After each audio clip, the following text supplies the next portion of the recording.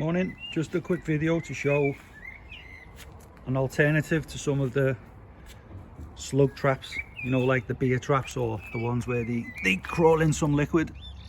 It's basically just an orange cut in half,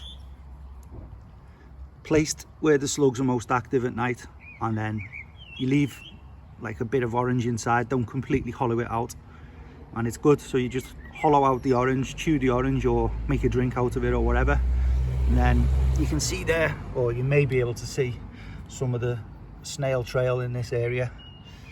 That was where they were hiding under this at night, and if you come out first thing in the morning, you'll be able to grab a couple at least that have been hiding under there before they've scarpered off to wherever their HQ is.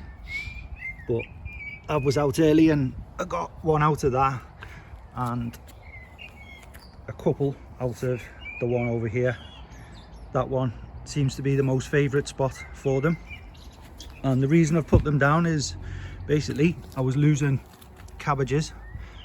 Since I've put it down, this cabbage, as you can see, is still very healthy. It's on its way to becoming a very good cabbage, hopefully, as long as the cabbage whites stay off it.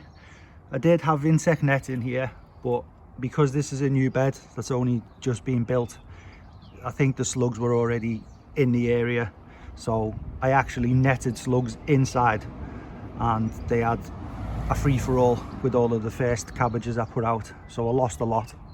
But now with these oranges, touch wood, it seems to have attracted them to the orange and not to the cabbage.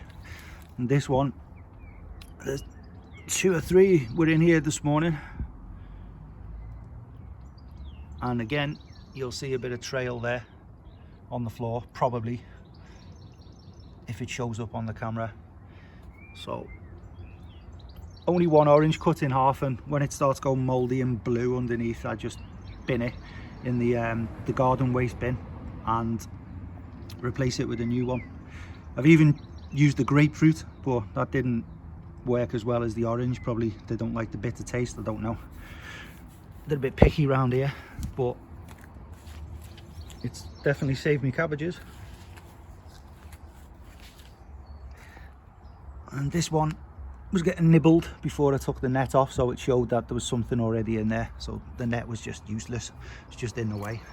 And this one got a fair bit of damage, but the new leaves that are growing through seem to be untouched at the moment, which is good. I'm not bothered about that. And as always, as a gardener, you have a few spares knocking about to replace them, and I've interplanted onions. They're doing okay. There's a few more around there, and I think I've put some garlic chives in there. We'll see if they come up. And I see the bees are still enjoying the poppies, going to town with the little chainsaws.